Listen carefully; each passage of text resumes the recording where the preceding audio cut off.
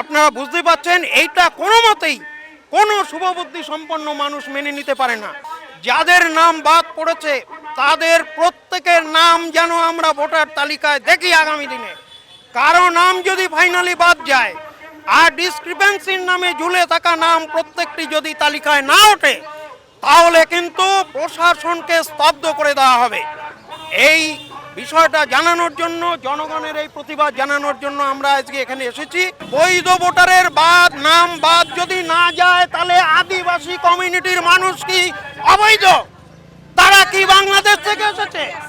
এই মানুষগুলোর নাম বাদ গেছে কি করে?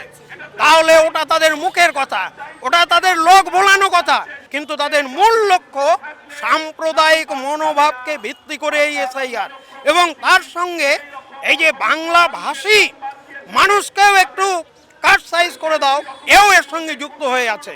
তখনকার দিনে আমাদের জন্ম সার্টিফিকেট হয়নি, তাহলে আমার জন্ম সার্টিফিকেট আমি দেবো কি করে? আমি এর আগে ডকুমেন্ট দিয়েছি, 20 বছর ভোটও দিয়েছি, বাবা মায়ের 2000 সালের ভোটও আছে। তা শুধু আমরা যে এসটি, আমাদের ভোটটাই কেটে দিয়েছে। আমার বাবার 2000 সালের লিস্ট, স্কুল সার্টিফিকেট যা যা লাগে সেগুলোই দিয়েছি। বাবার বাড়ি আমার কোনো ডকুমেন্ট হয়নি, শ্বশুর বাড়ি এসে হয়েছে স্বামীর নামে। তা আমার বাবার 2000 সালের নিয়ে এসেছি, আর স্কুলে পড়েছি, 7-এ পড়েছি। তা ওই 7 থেকে সার্টিফিকেট তুলে এনে আমি দিয়েছি জমা, কিন্তু আমার ভোটটা কেটে গেছে। তা শুদ্ধ কেটে গেছে। আমরা এসটি মানুষ, আমাদের কাটে কি করে? মানুষকে শুধু নির্যাতন করছে, এখানে যাও ওখানে যাও এইসবই তো করে বেড়াচ্ছে। মানুষ হায়রান হয়ে যাচ্ছে একদম। এখানেই তো আমাদের বাড়ি, এখানেই সব। হ্যাঁ, নাম বাদ গেল কেন সেটা আমি জানি না, আমরা তো পড়াশোনা জানি না। আমাদের যা যা করতে বলে তাই করি।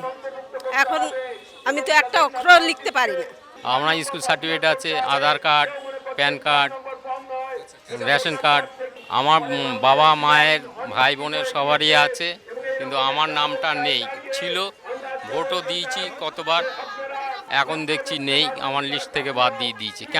কেন দিল আমি ঠিক বুঝতে পারলাম না। 2002 সালের হচ্ছে কেন মা বাবার ভোট রয়েছে, তা দেখে তাই সেই সব দেখেই তো জমা দিয়েছি আমরা। তাহলে কেন হবে না?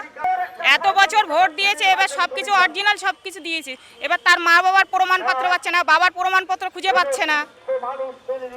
এ কোন ধরনের কথাবার্তা?